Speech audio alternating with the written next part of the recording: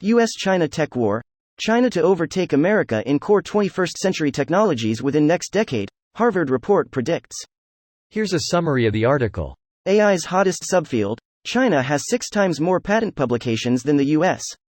It cited an assessment of the Allen Institute for Artificial Intelligence, which forecast the US to fall to second place in the top 1% of most cited AI papers by 2025.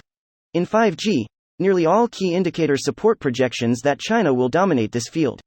In quantum computing, quantum communication and quantum sensing, 3 subfields within QIS traditionally led by US researchers, China is catching up and, in some cases, has already overtaken America, the report said. Unlike prior technological revolutions that took place when China was still a poor country, China's meteoric rise has provided it with the funds and manpower to potentially lead this field, it said. In semiconductors, the report predicted China to become the world's largest semiconductor producer in mature technology nodes. With a 3-fold increase in its share of global chip consumption, from less than 20% in 2000 to 60% in 2019, China's growing domestic demand has provided both market and national security incentives to expand its push into the semiconductor industry, according to the report. The undeniable reality is that China's potential to become a semiconductor leader can no longer be discounted, the report said.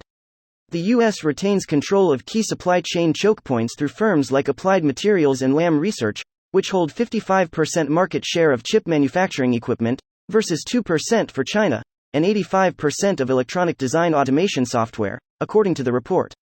This post received a score of 6,200, with an upvote ratio of 91%. Here are the top comments in response to this article. I feel like I've seen this same article in 1991. Exactly the same, but it was Japan, Inc. that was going to take over the world, right before their lost generation.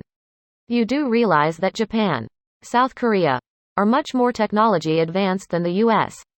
As someone living in Japan, haha no. Tokyo maybe, but literally not anywhere else.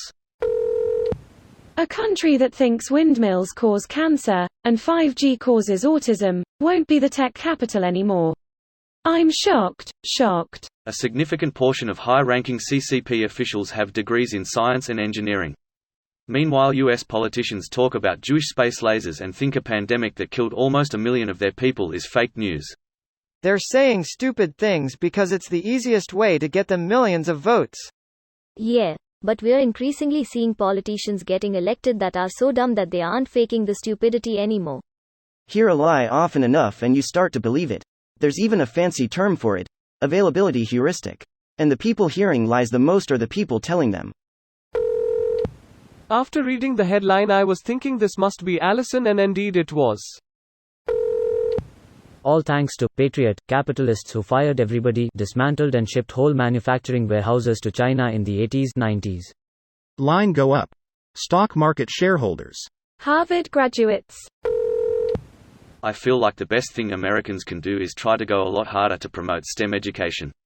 It still amazes me how many college students don't seem to have any clue which fields pay well and which don't.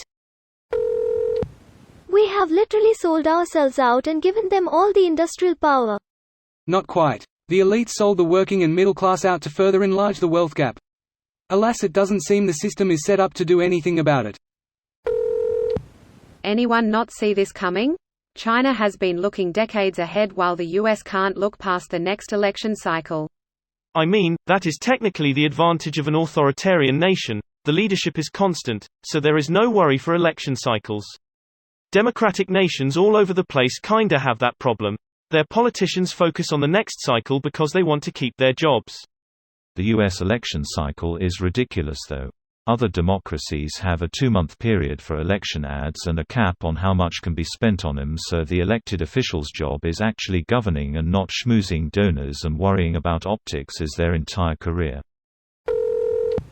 Respect for teachers is a pretty big deal in Confucian society as well. Turns out education is important. This video was automatically created by Reddit to speech. The article and comments in this video were selected from Reddit according to their upvotes, and any paraphrasing was performed by smmry.com, without any human intervention.